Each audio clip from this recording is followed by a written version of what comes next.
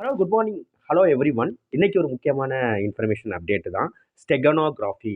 ஸ்டெகனோகிராஃபி அப்படின்ற ப்ராக்டிஸ், அந்த டெக்னிக் வந்து இன்னைக்கு cyber security, information security management சிஸ்டத்தில் பெரும்பாலும் பயன்படுத்துகிறாங்க. என்ன அப்படின்னு அதில் என்ன விஷயம்னா, எனக்கு வந்து ஒரு சோர்ஸ்லேருந்து இன்னொரு சோர்ஸ்க்கு டிஜிட்டலாக என்னோட டேட்டா, வீடியோ இல்லை வேறு ஏதாவது டெக்ஸ்ட் மெசேஜ், ஆடியோ வந்து நான் சென்ட் பண்ணும் பொழுது இடையில கம்ப்ளீட்டாக யாருமே அந்த இன்னொரு இடத்துலேருந்து இன்னொரு இடத்துக்கு டேட்டா ட்ரான்ஸ்ஃபர் பண்ணி யாருமே பார்க்க முடியாத மாதிரி ஹைட் பண்ணி கரெக்டாக யார் டெஸ்டினேஷனுக்கு போய் சேரணுமோ அங்கே உள்ளவங்க மட்டுமே அதை எக்ஸ்ட்ராக்ட் பண்ணி பார்க்க கூடிய ஒரு டெக்னிக் தான் இந்த ஸ்டெகனோகிராஃபி. இது சைபர் செக்யூரிட்டியில், இன்ஃபர்மேஷன் செக்யூரிட்டியில், க்ளவுட் கம்ப்யூட்டிங் போன்ற லேட்டஸ்ட் டெக்னாலஜியில் இதை பயன்படுத்துகிறாங்க. ரொம்ப யூஸ்ஃபுல்லாக இருக்கும்.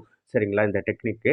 ஸோ இன்னொரு விஷயம் நான் சொல்லிடுறேன். என்கிரிப்ஷன்ற ஒரு கான்செப்ட், ஒரு ப்ராக்டிஸ் கூட நம்ம யூஸ் பண்ணுறோம். அந்த என்கிரிப்ஷனுக்கு இதுக்கு என்ன டிஃப்ரெண்ட்னா, என்கிரிப்ஷன் வந்து நான் இப்போ ஹை லெவல் லாங்குவேஜில் ஒரு டெக்ஸ்ட்டு, இதை வேறு ஏதோ மேன் ரீடபிள் லாங்குவேஜ், மனிதர்கள் படிக்கக்கூடிய மொழியில் இருந்துச்சுன்னா, அதை வந்து வேறு ஏதாவது கோட்ஸில் இருக்கும். ஆஸ்கீஸ் கோடு இல்லை வேறு ஏதாவது மேத்தமெட்டிக்கல் கோட்ஸ் இல்லை பைனரி கோட்ஸில் வந்து என்ன ஆகும்னா, அப்படியே அந்த டெக்ஸ்ட்டோ அந்த வீடியோ ஆடியோ அப்படியே ப்ராசஸ் ஆகும்.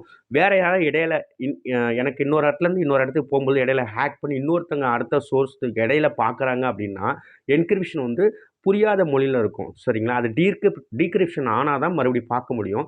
பட் இதில் அப்படி கிடையவே கிடையாது. ஸ்டெகனோகிராஃபி கம்ப்ளீட்லி செக்யூர்டு ஒன் இந்த practice. Thank you everyone. Thank you so much.